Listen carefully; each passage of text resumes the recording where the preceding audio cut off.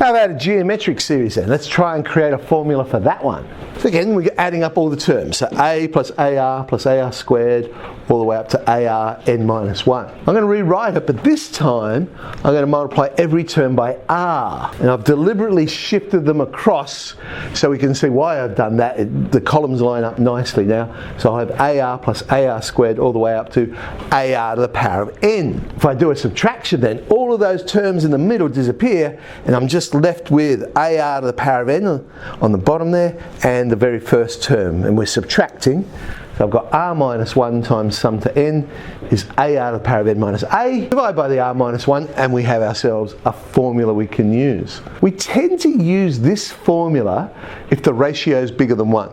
The only logic behind it I can think of is so you end up with a positive number in the bottom of the fraction. If you've got a number bigger than 1, you get up with a positive. Mind you, if the ratio was negative, it wouldn't matter anyway because you're always going to get a negative number. When it's less than 1, we wrote it backwards. 1 minus r.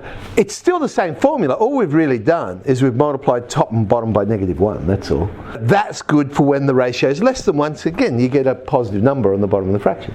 You can use either one. It doesn't matter. It's just how we tend to do it, I guess. Well, let's find the sum of the first 10 terms of this particular pattern.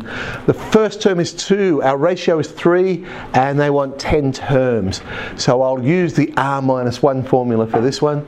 Substitute in, I'm old as we know, I would look at that and first of all go 3 minus 1 is 2 and the 2's cancel just to make my calculations easier. You'll probably just plug it all in the calculator. However we do it, we end up with 59,048. Here's one in sum notation.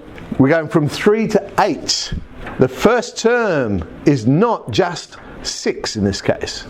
The first term is when n equals 3, so we substitute in n equals 2 and we get 6 times a half squared, which is 3 on 2.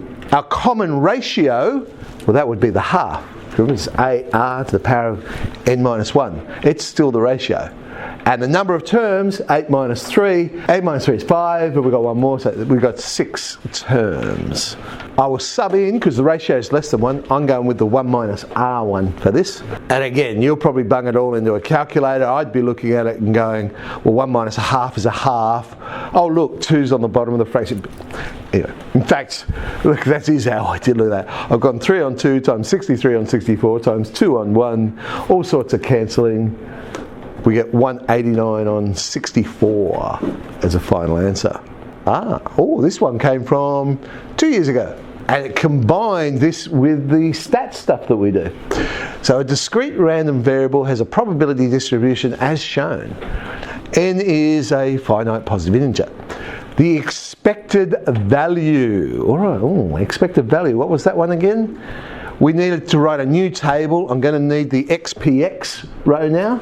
So we multiply x with probability of x.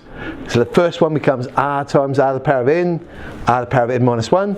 The next one, r to the power of n plus 1 as well. That was nice. Oh look, the next one is 2. And in fact, every single one of them turns out to be r to the power of n plus 1.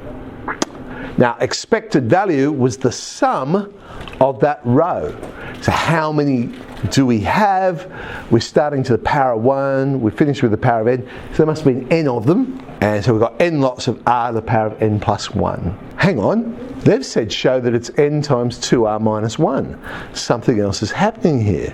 We know the sum of the probabilities must equal 1.